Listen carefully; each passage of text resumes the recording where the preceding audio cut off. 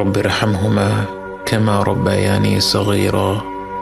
হে আমাদের রব, তাদের দুজনের প্রতি রহমত প্রদর্শন করুন, যেভাবে তারা শৈশবে আমাকে লালন পালন করেছেন। বাবা মা যে পরম স্নেহ মমতা দিয়ে একজন সন্তানকে লালন পালন করেন, সৃষ্টি জগতের কোনো কিছুর সাথেই তার তুলনা হয় না। এই মমতায় কোনো স্বার্থ নেই, নেই কোনো শর্ত। যখন আমরা আল্লাহর কাছে বাবা মায়ের জন্য দোয়া করি, আমরা পৃথিবীর পবিত্রতম মমতার কথা উল্লেখ করে রব্বুল আলামিনকে বলি, আমার রব, আপনি এইভাবেই তাদের উপর রহম করুন। বাবা মায়ের জন্য এই দোয়াটি পবিত্র কোরআনের মাধ্যমে আল্লাহই আমাদের শিখিয়েছেন।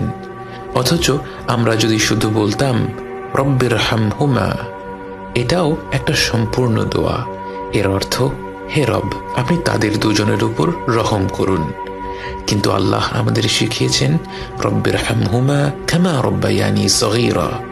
শৈশবে তারা কতটা স্নেহ মমতা ভরে আমাদের লালন পালন করেছেন, এ কথা উল্লেখ করতে গিয়ে আমাদের মনে পড়ে যায় তাদের অজস্র আত্মত্যাগের কথা।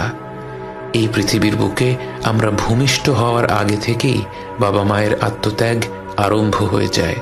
রাত পেরাতে গর্ভবতী মায়ের ঘুম ভেঙে যায়, যখন তখন প্রচণ্ড ক্ষুধা পায়, শরীর খারাপ হয়, বমি হয়। বাবাকে সর্বদা সতর্ক থাকতে হয়, গর্ভবতী মায়ের যখন যা প্রয়োজন সেটার ব্যবস্থা যেন দ্রুত করে ফেলা যায়। জন্মের পর থেকে বাবা মায়ের সময়সূচি বাচ্চাকে ঘিরেই গড়ে ওঠে। বাবা মা যখন হাত তুলে তাদের রবের কাছে দোয়া করেন, তার কতটুকু নিজেদের জন্যে আর কতটুকু সন্তানদের জন্যে তা তো কেবল আমাদের রবই জানেন। এবং তিনি জানেন বলেই আমাদের শিখিয়েছেন রব্বিরহামহুমা কামা রব্বায়ানি সগীরা।